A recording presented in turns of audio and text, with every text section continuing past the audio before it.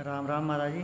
राम राम माता जी, बचपन से लेकर अभी तक आपका नाता ज़्यादा माइक से रहा है, जी। इसके बारे में आप क्या कहेंगे? माइक तो ऐसा है कि ऑक्सीजन है वक्ता के लिए, ऑरेटर के लिए, स्पीकर के लिए और ऑडियंस के लिए भी, क्योंकि आवाज़ लोगों तक पहुंचाना, हज़ारों लोगों तक, लाखों लोगों तक, तो इसके लिए जो ये ध्वनि उपकरण है वो बहुत महत्वपूर्ण है। माइक की वजह से मैं परेशान भी बहुत हुई। कृपा ऊपर वाले की कि जैसे 10 साल की उम्र में आवाज़ थी, ऐसी आवाज़ आज टिक पाई है मेरी, इतने बरसों तक बोलने पर भी। ये कृपा समझती हूँ, बाकी तो कब का जैसे आराम हो जाता गला। बहुत परेशान हूँ, अलग अलग प्रकार के डब्बे लाकर बांध देते थे, पैसे खूब लूटते थे और एम्पलीफायर का कोई ठिकाना नहीं, स्पीकर सड़े हुए साले, रिकॉर्ड कराए हुए, ऐसा मतलब क्या बताऊँ। जाने तो जो सारे धंधे को तो जानते हैं, माइक में ज़्यादा से ज़्यादा पैसे खींच लेना और कम से कम आउटपुट देना और वक्ता के गले का ना विचार करना, नहीं ऑडियंस का विचार करना। ऐसे नालायकों के लिए तो नरक में भी जगह नहीं रहेगी। लेकिन खैर छोड़ो, हम आखिर में तो संत है, भगवान सबका कल्याण करेंगे, यही हृदय में से तो यही दुआ निकलते हैं। गुस्सा आता है लेकिन ये सुपरफिशियल होता है। तो बहुत परेशानी हुई है, लेकिन हाँ, 2 बंदों के लिए आज मुझे स्पेशली थैंक्स कहना है, क्योंकि शरीर है, पंचमहाभूत है, ये कब गिर जाए भरोसा नहीं, किस क्षण में चले जाए और फिर मन में अफसोस रह जाए कि हमको जो कुछ लोगों के लिए आभार व्यक्त करना था, ये हम कर नहीं पाए, ऋण अदा करना था वो नहीं कर पाए, तो ये भी ठीक नहीं है। इसलिए 2 बंदे हैं आज मुझे बहुत याद आते हैं और उन लोगों की कमी कोई नहीं पूछ सकता, कोई भी। एक बंदा अभी है कच्छु। तो सबसे पहले मैं प्रवीण बेगड़ की बात करूँगी। पूरी फैमिली बहुत अच्छी है, ख़ानदान है, मेरे बच्चे भी हैं, मेरे भाई तुल्य भी है, संगीत को भी जानता है प्रवीण बेगड़, गाता भी अच्छा है, हारमोनियम भी बहुत अच्छा बजा लेता है और आधी रात को जब ज़रूरत पड़ती है तो फ़ोन भी उठाते हैं और हर तरह से मतलब हमारे पास खड़े हुए होते हैं। हाँ, वो बहुत विदेश में जाते हैं उसकी माइक फाइक लेकर और काम धाम बहुत बड़ा है और दिमाग भी उसका थोड़ा मेरी तरह छटका हुआ है और पैसे की कोई उसे कमी नहीं है। लेकिन आज भी जो मैं फ़ोन करूँ कि बेटा कच्छ में मुझे कथा करनी है और माइक तो बेगड़ का ही रहेगा, तो कभी ये नहीं कहता है कि माँ की इतना पैसा देना पड़ेगा। तो प्रोफेशनली नहीं ये जुड़ा है हमारे साथ, हृदय से जुड़ा है। तो ऐसे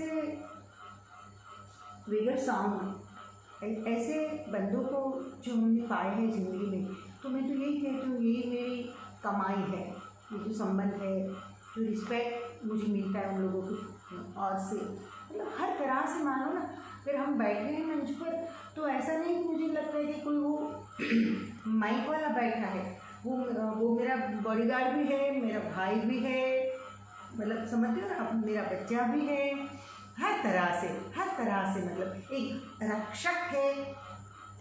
ऐसी फीलिंग आती है हमें और रिस्पॉन्स भी बहुत अच्छा देता है, क्योंकि कोई माइक वाले ऐसे मिल जाते हैं ना, उसको कोई पड़ी नहीं होती है, रिस्पॉन्स नहीं मिलता है वक्ता को। तो मतलब एक प्रवीण बैठा हो तो हमको लगता है कि हज़ारों का ऑडियंस बैठा है, तो ये बहुत बहुत बहुत बड़ी बात है अपने आप में। और मुझे एक बात के लिए अफसोस भी है कि 1 साल पहले बहुत एक भयंकर बीमारी से मैं सब गुजर रही थी। लोगों ने कहा, डॉक्टर ने कहा कैंसर है, और तब प्रवीण का फ़ोन आया था।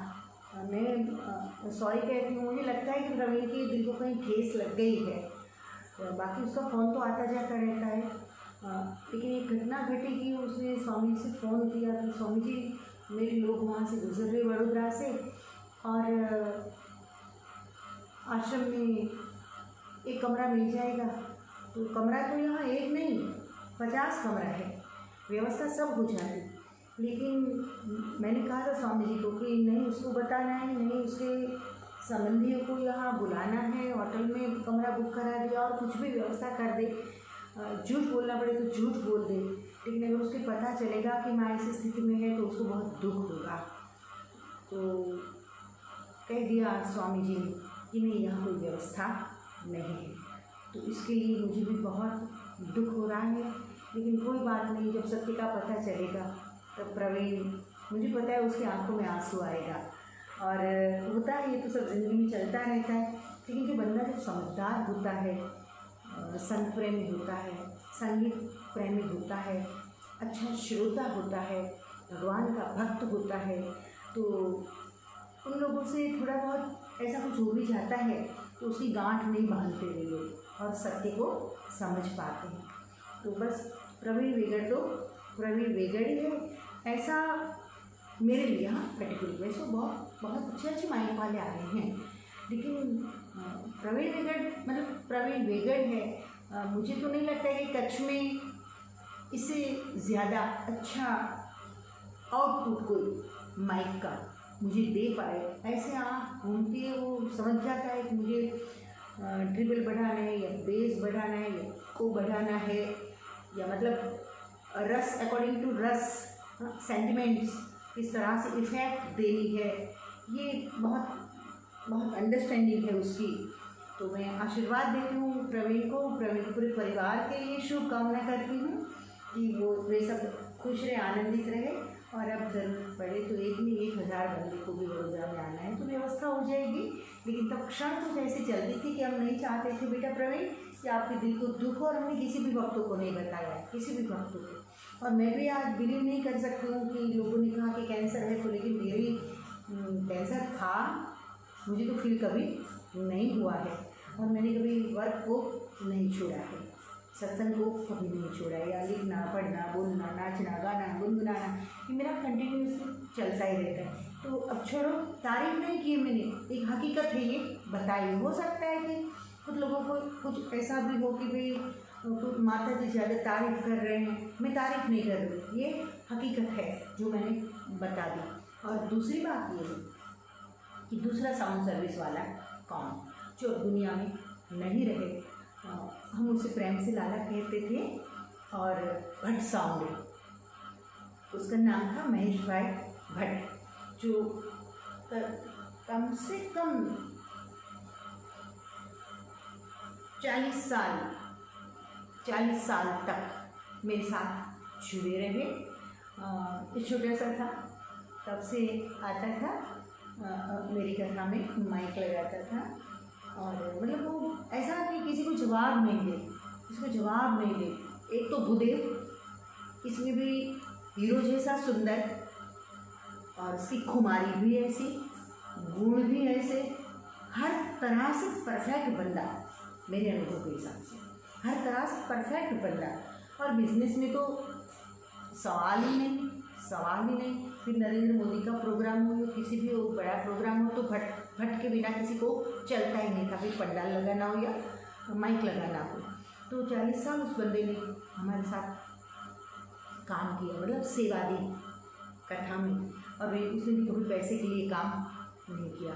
बाकी साधारण आदमी होते हैं तो एक दिन या दूसरे दिन तो अच्छे माइक वाले भाग जाते हैं और कहते तो बात जगदम्बा से हमको पैसे नहीं चाहिए, लेकिन वो माता जी की कथा में माइक नहीं बजाएंगे। ऐसे काफ़ी लोग भाग गए हैं।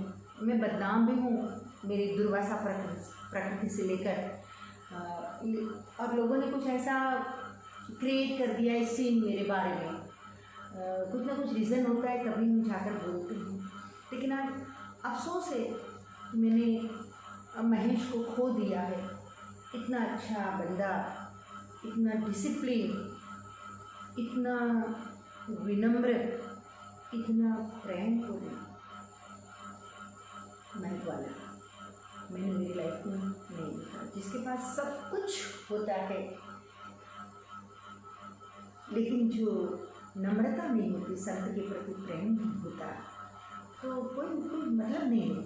सब कुछ महेश को भगवान ने दिया था, लेकिन हमारे बच्चे की तरह हो रहे, हमारे बच्चे की तरह रहे। लक्षण यज्ञ में वडोदरा किया, तभी उसने यज्ञ में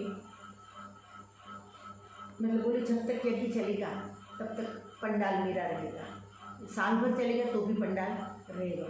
ये आप कोई चिंता मत करिए। डोनर है इसलिए हम नहीं कह रहे हैं, डोनर तो बहुत देखे हमने अच्छे अच्छे कि ब्लैक का वाइट कराने के लिए आ जाते हैं, ऐसा सब छोड़ो, उन लोगों से हमारा लेना देना भी नहीं होता है। ATG भी हमने तो रिन्यू नहीं कराया क्योंकि हम इस किस्म के महात्मा है, ये फालतू गड़बड़ हमको पसंद नहीं है, क्योंकि चाहिए कितना, 2 रोटी भी नहीं चाहिए दिन की, जो मिल जाता है उसमें हम खुश रहते हैं। तो छोड़ो, मेरी बात तो मुझे नहीं कर रही है। लेकिन जो भट्ट साहब, जो पुत्र महेश ने जो 40 साल तक सेवा दी है, मुझे कभी नहीं भूल पाएंगे। भले शरीर से वो धरती पर नहीं गए, लेकिन हमारे दिल में जो बस रहे हैं। हाँ, मेरा शिष्य है स्वामी शैलेश्वर, उसे बिम्मी लाला कहते हैं, और छोटा लाला शैलेश्वर और बड़ा लाला महेश भट्ट। तो दोनों लाला को इतनी बनती थी कि दोनों मिल जाते थे ना तो मुझे हरा देते थे। मेरा कुछ आता नहीं था, इन दोनों में प्रेम भाव मस्ती, मुझे चुप हो जाना पड़ता था। तो महेश का स्मरण मुझे बहुत हो रहा है। कहीं भी हो महेश, खुश ही होगा क्योंकि उसने मस्ती से जी लिया है, मज़े से जी लिया है, आनंद से जी लिया है, अच्छा जीवन जी लिया है। और महेश भट्ट हमेशा हमेशा के लिए हमारे और हमारे पूरे आश्रम के सबके दिल में रहा।